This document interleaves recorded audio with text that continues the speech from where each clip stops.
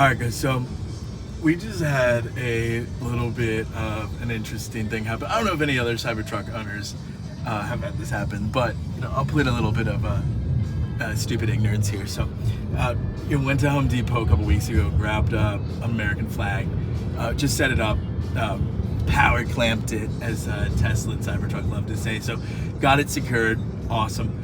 And drove it around, was under 30, 40 miles an hour, right, before we got on the highway. And everything's fine. And get up to speed here on the highway, boom. Catastrophic aluminum failure for cheap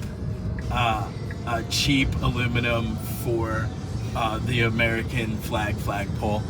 And we're like, see it, boom, in the camera, and we're like, what? And then so we're like, oh no, so we quickly on the highway, so we quickly pull over, find the first exit, pull over, and just was like, I'm like, oh man, maybe I didn't secure it right. No, like we said, just cheap catastrophic failure. So headed to Home Depot right now to get a stronger material in wood. But I think that brought up like a really, really interesting conversation, and one that I don't know if a lot of people have followed, especially if you haven't been in the investment community, and especially if you've only been looking at, say, one car stock and not the whole market for a little while. But that conversation for so many years when we were talking about Ford was, that conversation of gas mileage and efficiency. And right, that's why you buy a car or a truck these days.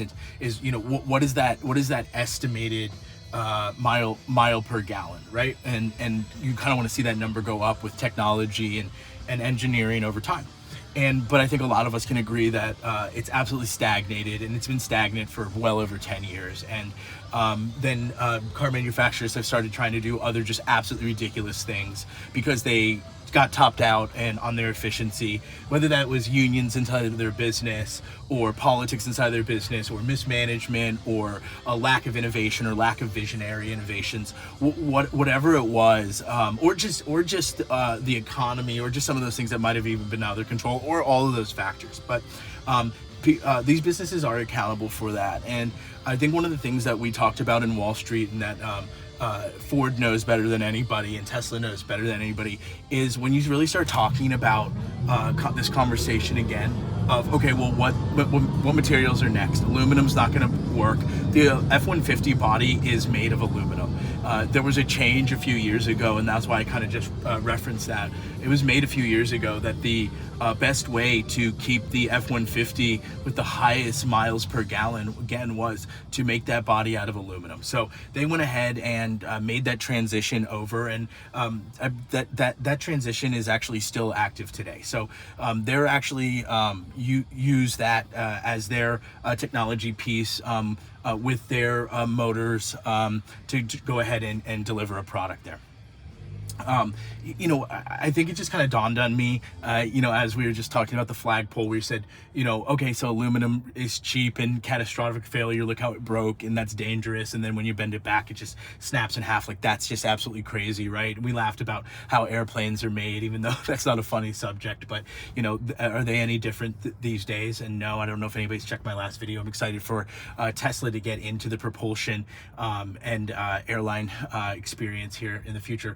But again, what materials are left, right? So aluminum's not going to go ahead and probably be the best. It does have catastrophic failures and all of these other things. Yes, it is light, but there's so many other maybe downsides that start to come into play. So then you go wood, right? Catch on fire, it gets wet, it's heavy. That's an old technology. God bless those that made boats out of wood and everything else and sailed across the treacherous seas. I can't even imagine how crazy that would be, under mast and sail and so many other ways of travel. But then that brought up the conversation of steel. And I think just the exoskeleton here, the Cybertruck, is just an absolutely incredible engineering feat. Not only is it safe, not only Does it stand out, and is it futuristic? But again, to be able to deliver something that moves this quickly and is this large and has this much efficiency has been the car and specifically the truck manufacturer's epitome of the top of the hill in manufacturing and engineering. So it's been achieved here. It's only going to get better. Cybertruck is a platform. If you guys have any questions, feel free to reach out. DMs are open. But other than that, incredible job, Wes. Incredible job, Lars, Franz, Elon, so many of the other people that worked on this product, not only to bring the actual physical body to life, but also, again, all the incredible power that's behind it. Follow for more.